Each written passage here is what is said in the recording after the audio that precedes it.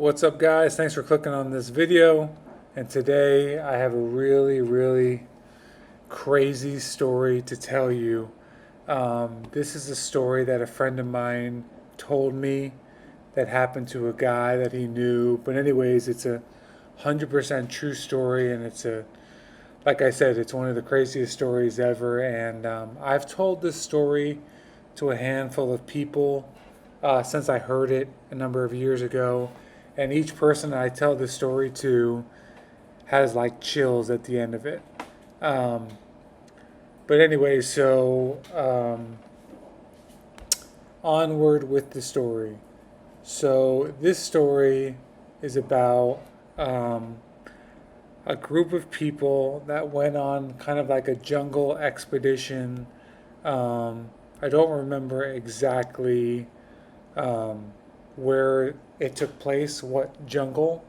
Um, but anyway, so it was like kind of like I don't think it was like a supervised kind of like expedition that you pay and there's guides and stuff. I think it was just like a group of people that have been doing this for a while, and and basically what happened is they were going on kind of like an expedition. It was early in the day, and some details I kind of forgot, but I know that at some point during the expedition in the deep jungle, one of the members, a guy, ended up getting separated from the group of, like I said, it was only a handful of people, maybe like five people. And this person, this guy, got separated from the group. I forget, like I said, I forgot why or how he got separated, and um, he didn't really have anything with him other than what was on him, like his backpack and stuff like that. He didn't have any camping gear or anything like that. So he got separated. He got lost.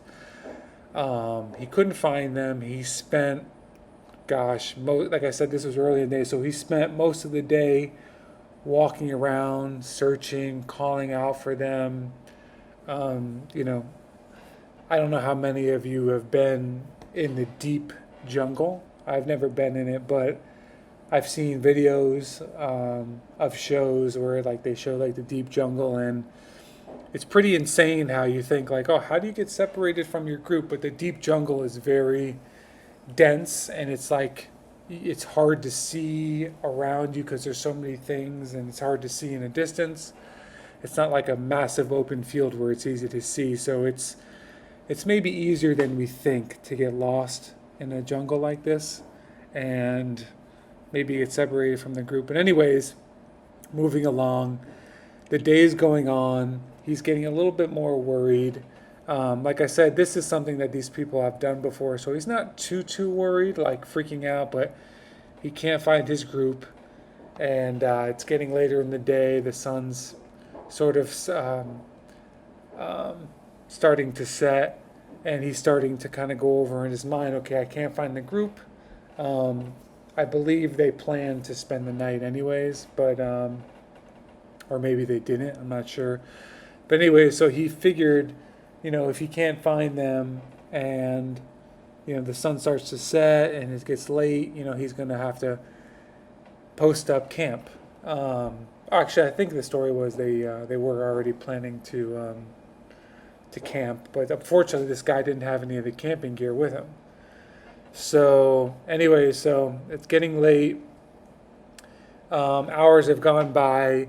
He realizes that maybe the odds of finding them um, today are very low, and he should try and find a place to set up camp. And I think in the jungle, as it gets to nighttime, you kind of don't want to be wandering around because that's a lot of predator animals. That's when they feed at night, so you don't want to really be going around at night. But anyway, so this guy decides to set up camp. He searches around. He finds a spot. He has no camping gear, so he decides he's going to build sort of like a canopy thing to sleep on above ground, because in the jungle you don't want to sleep on the ground because there's snakes and scorpions and stuff like that. So the smart thing to do is which what he decided to do was build kind of like I said, like a canopy type of bedding thing attached to two trees um, above ground, and he knew how to do this because they were kind of experienced. Anyway, so he built the canopy. It took him a little while. He used the stuff that he had in his backpack, the knife and the the hatchet and whatever else he had. And after he was done building it, well, first he had to gather up all the stuff he needed, which were certain kinds of strands of whatever. And he built it, and he used sticks and whatever. And the sun was really starting to set, and it was getting to be pretty dark. And so he built it, and he climbed up the tree, and this thing was about, I don't know, I want to say maybe 8 feet off the ground, which is a decent amount of height, but you don't need too much. It's just as long as you're off the ground. So he built it, and he climbed up to get in there and settle down for the night and to start to go to sleep. And anyway, so after laying down for a little bit and tossing and turning, he eventually fell asleep.